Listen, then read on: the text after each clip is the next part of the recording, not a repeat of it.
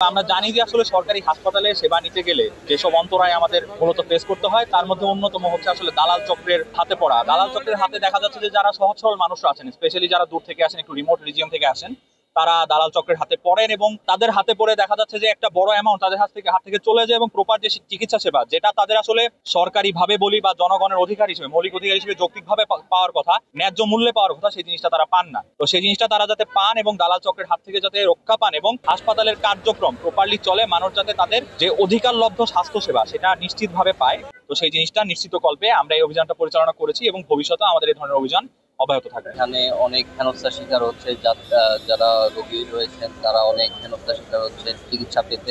এই তথ্যের ভিত্তিতে আমরা প্রথমে আমাদের গোয়েন্দা নজরদারি এই এলাকায় বৃদ্ধি করি এবং দালালের পক্ষে বিভিন্ন ধরনের কার্যক্রম পরিচালনা করি গোয়েন্দা নজরদারির মাধ্যমে। আমি সকালবেলায় আমার কিছু লোক পাঠিয়ে দিয়েছিলাম প্র্যাকটিক্যালি দেখার জন্য যে এরা কি ধরনের কাজগুলো করে। এরা মূলত যাত্রী আসা থেকে শুরু করে ট্রিটমেন্ট পর্যন্ত প্রত্যেকটা স্তরে আলাদা আলাদা দালাল রয়েছে।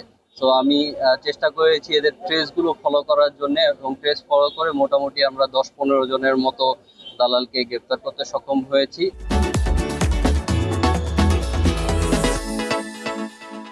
এরা প্রত্যেকটা স্তরে রয়েছে, এখানকার ড্রাইভার থেকে শুরু করে একবারে ওয়ার্ড বয় পর্যন্ত সব লেভেলেই রয়েছে।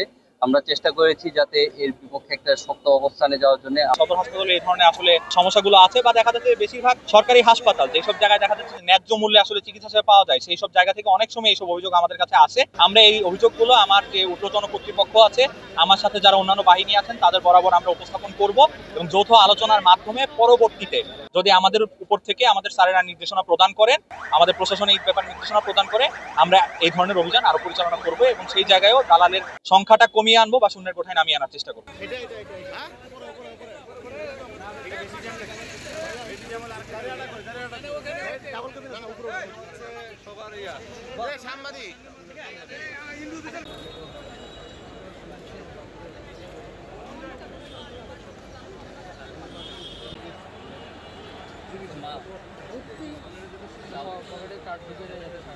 হাসপাতাল কর্মটা সাংবাদিক একসাথে কেন কুমিল্লা মেডিকেলে